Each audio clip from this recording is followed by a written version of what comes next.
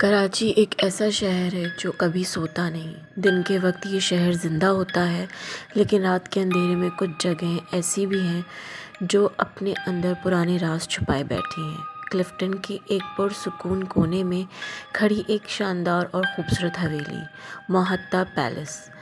दिन में ये एक म्यूज़ियम है, लेकिन रात को लोग कहते हैं ये जगह बिल्कुल बदल जाती है।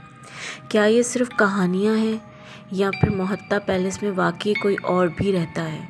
ये है मोहत्ता पैलेस की मिस्टीरियस और हॉरर स्टोरी।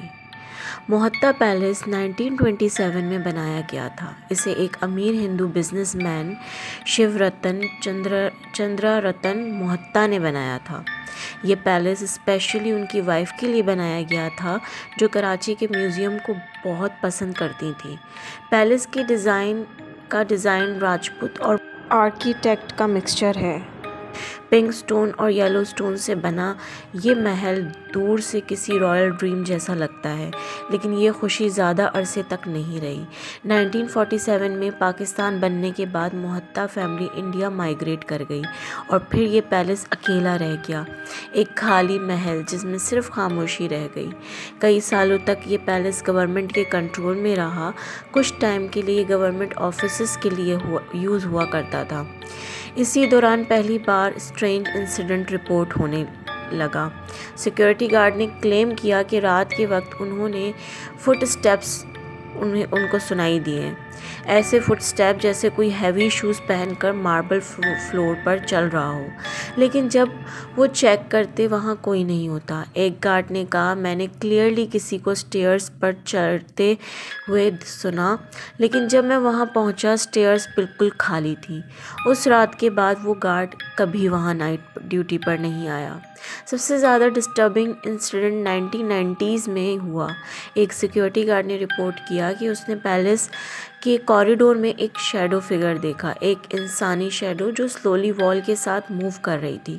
गार्ड ने सोचा कोई इंट्रूडर है, लेकिन जब वो उस शैडो के पास गया, शैडो अचानक गायब हो गया, जैसे वो कभी वहाँ थी ही नहीं। उस गार्ड ने अगले दिन जॉब छोड़ दी और उसका कहना था कि वो इंसान नहीं था। कई लोगों ने पैलेस के अंदर अजीब आवाज़ें सुनने की क्लेम किया है।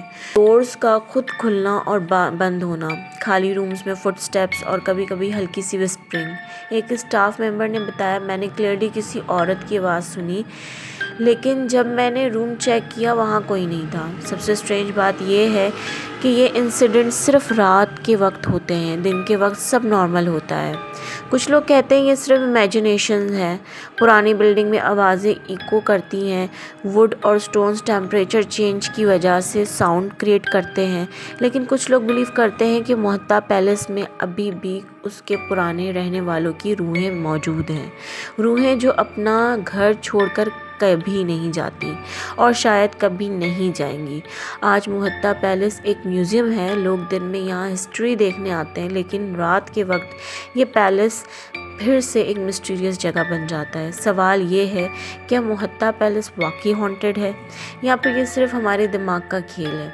फैसला आप खुद करें। लेकिन अगर आप कभी मोहत्ता पैलेस के पास से रात को गुज़रें तो शायद आप भी महसूस करेंगे कि आप अकेले नहीं हैं। खुदा हाफिज़।